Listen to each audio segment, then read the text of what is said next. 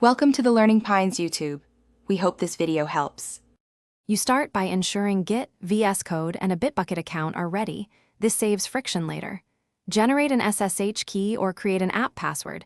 Choose SSH for convenience, HTTPS for corporate rules. Once done, open VSCode, use command palette, git, clone, paste Bitbucket, org/your/repo. Git, and pick a local folder. This creates the working copy and initializes VS Code features like source control and extensions, so you can see branches and commits instantly.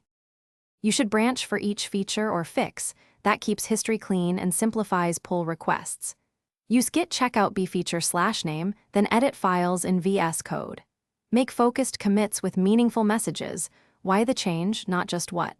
Once ready, stage with the source control pane or git add, then git commit m feat add x. Push the branch with git push uorigin feature/name so Bitbucket receives it, and you can open a pull request for review.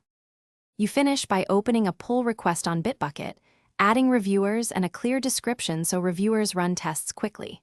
If conflicts appear, fetch and pull the target branch, then resolve conflicts in VS Code using its comparison editor. Make sure tests pass locally before merging.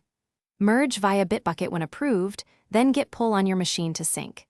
If things go wrong, check remote URL and auth. Run git remote v and ssht git at Bitbucket.